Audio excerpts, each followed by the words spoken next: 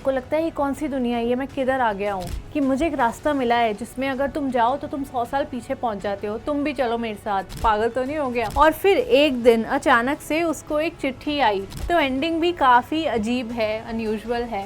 Hello students, welcome to physics by Pankaj sir. मैं हूँ आरुषि बेदी, आपकी इंग्लिश एजुकेटर। और आज का हमारा जो चैप्टर है उसमें टाइम ट्रैवल की बात की गई है। तो हमारे चैप्टर का नाम है द थर्ड लेवल और हमारे इस चैप्टर के जो ऑथर हैं वो हैं जैक फिने।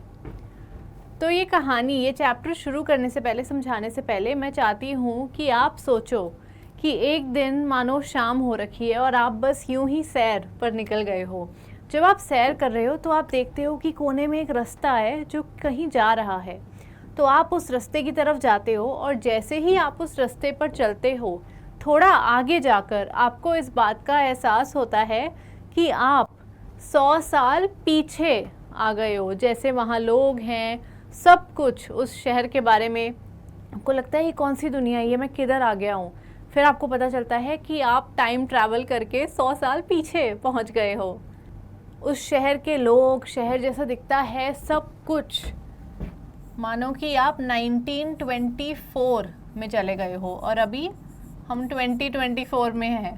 तो आप 100 साल पीछे चले गए हो और तब आपका जन्म भी नहीं हुआ था, देखा जाए तो है ना काफ़ी अजीब ख्याल। सोचो, फिर आप वापस आते हो और आप अपने घर में, अपने फैमिली को, अपने फ्रेंड्स को, सबको बताते हो कि मुझे एक रास्ता मिला है जिसमें अगर तुम जाओ तो तुम 100 साल पीछे पहुंच जाते हो, तुम भी चलो मेरे साथ।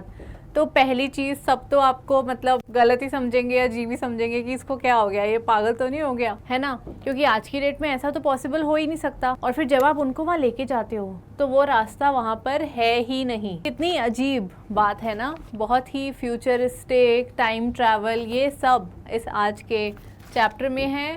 तो चलिए आज का चैप्टर शुरू करते हैं। ये पिक्चर हमारे चैप्टर की ही है, थर्ड लेवल। और चलिए समरी के थ्रू हम पूरा चैप्टर समझेंगे। The story is about a 31-year-old man name Charlie who had a strange experience. तो ये कहानी है चार्ली की, जो कि 31 ईयर्स का है और उसके साथ एक बहुत ही अजीब अनुभव हुआ। After work one day he found himself on a non existent third level of a grand central station. तो ग्रैंड सेंट्रल स्टेशन न्यूयॉर्क में ट्रेन स्टेशन है। तो एक दिन जब वो काम से वापस आ रहा था चार्ली, उसने देखा कि ग्रैंड सेंट्रल ट्रेन स्टेशन में सिर्फ 2 लेवल्स है, लेवल 1, लेवल 2। लेकिन एक दिन चार्ली को वहाँ पर लेवल 3 भी मिला। तो देखिए, he found himself on a non existent third level of Grand central station. He told his psychiatrist friend Sam about it. Psychiatrist कौन होता है? साइकेट्रिस्ट होता है दिमाग का डॉक्टर। तो उसका एक फ्रेंड था सैम, जो कि एक साइकेट्रिस्ट था, और उसने अपने फ्रेंड को बताया कि मुझे उस दिन ग्रैंड सेंट्रल स्टेशन में थर्ड लेवल भी मिला। Charlie believed he had travelled back in time to the 1890s before the 2 world wars. और चार्ली जो है, उसका ये मानना है कि वो थर्ड लेवल पर जाकर टाइम ट्रैवल कर 1890s में पहुंच गया, बिफोर द 2 वर्ल्ड वॉर्स। तो जो वर्ल्ड वॉर्स 2 हुई थी उससे भी पहले जो समय था वो वहाँ पहुँच गया। Realizing the time period he decided to buy 2 tickets to Galesburg, Illinois. तो जब उसने देखा मैं इतना पीछे आ गया उस समय में, तो उसने ट्रेन की 2 टिकट्स खरीदी to Galesburg, Illinois, for himself and his wife, अपने लिए और अपनी वाइफ के लिए। However the currency was different, so he withdrew all his savings to get it exchanged even though he took a loss। तो अब इतने साल पहले करेंसी भी कुछ और होती होगी, तब हो सकता है डॉलर्स नहीं चलते हो, कुछ और चलता हो। तो करेंसी क्योंकि अलग थी, चार्ली ने अपनी सारी सेविंग्स, जो भी पैसे उसने जोड़े थे, वो सब निकाल दिए ताकि वो जो पैसे है एक्सचेंज करा सके, और चाहे उसको उसके लिए एक नुकसान ही क्यों ना हो गया हो, उसने वैसा किया। When he tried to find the third level again, he couldn't। और जब उसने फिर से वो थर्ड लेवल ढूंढने की कोशिश की तो उसको वो नहीं मिला। चलिए आगे चलते हैं। His wife and Sam were concerned, with Sam suggesting Charlie was imagining things to escape from modern life trouble. तो जो चार्ली की वाइफ थी और जो उसका दोस्त था जो कि साइकियाट्रिस्ट था, वो बहुत ज़्यादा चिंतित थे और वो ऐसा कह रहे थे कि चार्ली जो है वो जानबूझ के ऐसी अजीब कल्पना कर रहा है क्योंकि उसके लिए ये एक तरीका है कि वो आधुनिक जीवन के जो भी परेशानियां हैं, चिंताएं हैं, उनसे भाग सके। तो वो ये सब कल्पना कर रहा है अपने दिमाग में कि ऐसा कुछ है। To distract himself Charlie focused on his stamp collection. तो चार्ली क्या करता था, उसकी आदत थी, उसको अच्छा लगता था कि वो छोटे छोटे स्टैम्प्स कलेक्ट करे। स्टैम्प्स लगाते हैं ना, जब भी कोई चिट्ठी भेजनी है तो उस पर स्टैम्प लगती है, तो चार्ली वो स्टैम्प्स इकट्ठी करता था, कलेक्ट करता था। तो अपना ध्यान हटाने के लिए उसने स्टैम्प कलेक्शन शुरू कर दिया। Then unexpectedly he received a letter from Sam. और फिर एक दिन अचानक से उसको एक चिट्ठी आई। किससे? सैम से, जो उसका साइकियाट्रिस्ट फ्रेंड था जो कि मिसिंग था। उससे एक चिट्ठी आई। In the letter Sam said he had always wanted to believe in the third level and now he was there.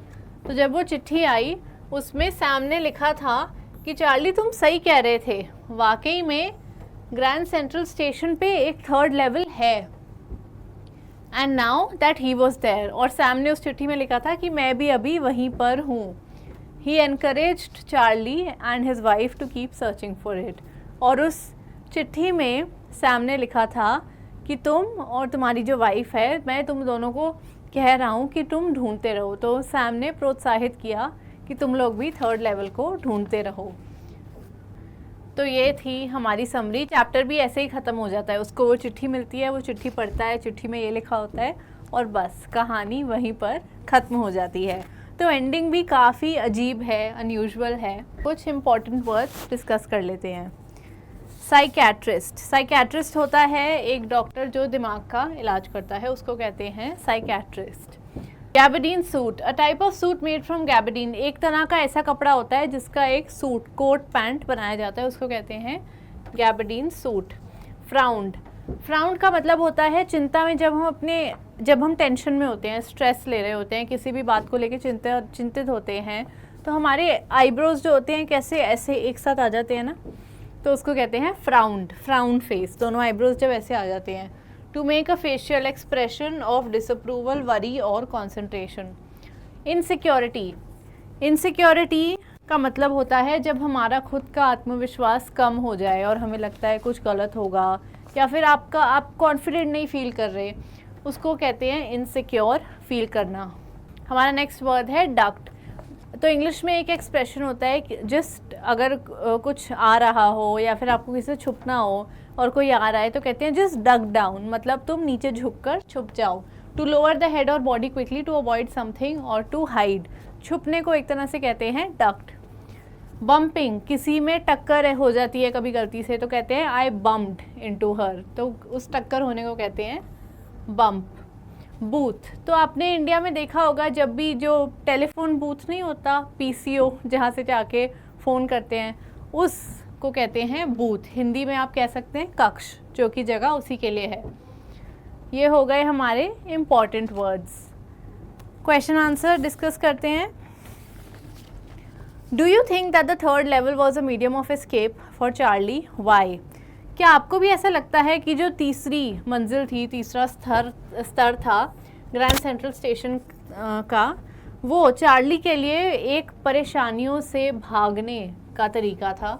Escape का मतलब होता है भागना। अगर आपको ऐसा लगता है तो क्यों? वाई? इसका आंसर है yes, for Charlie the third level of Grand central station was a way to escape. Charlie के लिए वो एक भागने का ही तरीका था कि वो कल्पना करता रहता था कि एक थर्ड लेवल भी है, क्योंकि the modern world is full of challenges and stress. जो आधुनिक दुनिया है वो चुनौतियों से, स्ट्रेस से, परेशानियों से भरा हुआ है। So people might daydream और imagine things to get away from reality. तो लोग क्या करते हैं? डे ड्रीम, दिन में सपने देखना, कल्पना करना, ताकि वो जो वास्तविकता है उससे वो भाग सके। Charlie, feeling the weight of modern worries and pressure, unintentionally used this escape as a way to find relief from his troubles. तो चार्ली है, जो भी उसकी परेशानियां थी, उसका परेशानियों का जो भी दबाव था, उसने अनजाने में एक ऐसा एस्केप बना लिया, तरीका बना लिया, ताकि उसको जो भी परेशानी है उसके जीवन में उससे राहत मिले। ऐसा मेरा मानना है। क्योंकि जब थर्ड लेवल कैसे हो सकता है, जब आप किसी को बोलोगे उन्होंने टाइम ट्रैवल किया है, आप खुद उन पर विश्वास नहीं करोगे। इसलिए ऐसा कह सकते हैं कि चार्ली के लिए वो एक काल्पनिक चीज़ ही थी। हमारा नेक्स्ट क्वेश्चन है, what do you infer from Sam's letter to Charlie. तो जो लेटर भेजा सैम ने चार्ली को, उससे आप क्या समझते हो? Sam's letter to Charlie was quite unusual. तो सैम ने जो लेटर भेजा था चार्ली को, वो बहुत ही अजीब था। It was found in an old style envelope used in the past to mail blank pages to oneself. तो ऐसा जो खाली लिफाफा था जिसमें वो लेटर भी आया, वो एक बहुत ही पुराने ज़माने का लिफाफा था, जिसमें जो कि ऐसा लग रहा था कि उसने कि कोई अगर खुद को चिट्ठी भेजे तो उसमें भेजेगा। वो इतना पुराने तरीके का लिफाफा था। But instead of a blank page it contained a letter. लेकिन उसमें ब्लैंक पेज की जगह एक चिट्ठी थी। The letter was dated July 18, 1894, a time when Sam and Charlie didn't exist, since both Sam and Charlie are from the present day. और जो चिट्ठी पे डेट भी लिखी हुई थी वो जुलाई 18, 1894 की थी। और इसका मतलब ये चिट्ठी तब की थी जब सैम और चार्ली दोनों का ही जन्म नहीं हुआ था, वो एग्जिस्ट ही नहीं थे, कोई वास्तविकता नहीं थी। Both Sam and Charlie are from the present day, क्योंकि वो आज की दुनिया से हैं। Therefore it's reasonable to conclude that the letter was a creation of Charlie's imagination. इसलिए ये समझना सही है, it is reasonable to conclude that the letter was a creation of Charlie's imagination, कि ये जो चिट्ठी है वो चार्ली की कल्पना का ही एक हिस्सा थी। ये है हमारा answer. Let's move on. The modern world is full of insecurity, fear, war, worry and stress. जो मॉडर्न वर्ल्ड है, जो आधुनिक दुनिया है, उसमें डर, चिंता, लड़ाई, तनाव, ये सब भरा हुआ है। What are the ways in which we attempt to overcome them? तो ऐसे कौन कौन से तरीके हैं जिसका मनुष्य सहारा लेता है ताकि वो इन सब चीज़ों को पीछे छोड़ सके? तो इसका आंसर है, modern life brings numerous challenges such as stress, pressure, fear, insecurity and worry. तो जो आधुनिक जीवन है वो अनगिनत चुनौतियाँ लाता है हमारे जीवन में, है ना। और इनसे भागने के लिए, इन मुश्किलों से भागने के लिए it's helpful to engage in creative activities from time to time. मनुष्य को कुछ नया करते ही रहना चाहिए। Taking time for yourself and doing what you enjoy without worrying about being productive. तो अपने लिए अलग से कुछ समय निकालना और उस टाइम को इन्जॉय करना, बिना ये टेंशन सोचे हुए कि मैं अपना टाइम वेस्ट कर रही हूँ क्योंकि मैं कुछ काम नहीं कर रही, हमेशा मुझे काम करना चाहिए। इसलिए without worrying about being productive is important, though often overlooked in the rush of daily life. और ये चीज़ ओवरलुक की जाती है, मतलब इस चीज़ को सच में कोई करता नहीं है कि वो टाइम एंजॉय करें। मनुष्य इतनी भागदौड़ में लगा हुआ है, the rush of daily life, की अपने लिए वो समय ही नहीं निकाल पाता। Additionally reading a good book, एक अच्छी किताब पढ़ना, मेडिटेशन, ध्यान लगाना, और taking long walks in nature, या फिर प्रकृति में रहना, समय बिताना, knowing for its healing effects can be beneficial. क्योंकि ये सब करने से हमें अच्छा लगता है और ये बेनिफिशियल भी है, मतलब इससे हमारा फ़ायदा हो सकता है, हमारा मन जो है हमें अच्छा लगेगा। Short weekend getaways, movie nights with friends, और even enjoying time alone at home can also provide a break from the routine. तो वीकेंड क्या होता है, फ्राइडे, सैटरडे, संडे ऑफ होता है, तो वो कह रहे हैं वीकेंड पे कहीं चले जाओ, मूवी देखो दोस्तों के साथ, या अकेले भी समय एंजॉय करो, बुक पढ़ो। इन सब से भी आपको एक ब्रेक मिल जाएगा। जो बिज़ी लाइफ है, जो एक रश है, इतनी भागदौड़ है, उन सब से। ये हो गया हमारा answer. Do you see an intersection of time and space in the story? क्या इस कहानी में आपको ऐसा कोई टाइम और स्पेस का इंटरसेक्शन, मिलन दिखता है? तो चलिए इसका आंसर डिस्कस करते हैं। Yes, the story features several moments where time and space intersect. इस कहानी में ऐसे कई पल हैं जहाँ पर टाइम और स्पेस का मिलन हो रहा है। First, there is a difference between the first two levels of Grand central station which are modern and the third level which is set in the 1890s। सबसे पहला उदाहरण तो है कि पहले लेवल 1 और 2 जो है ग्रैंड सेंट्रल स्टेशन का, वो बहुत ही मॉडर्न है, आज के ज़माने का है। लेकिन फिर लेवल 3 है जो कि 1890s का है, बहुत ही पुराने ज़माने का है, पुराना स्टाइल है। तो इन दो चीज़ें में बहुत कितना ज़्यादा अंतर है। Another example is Charlie's attempt to buy tickets for Galesburg, a place from 1894 while he and his wife are from the present.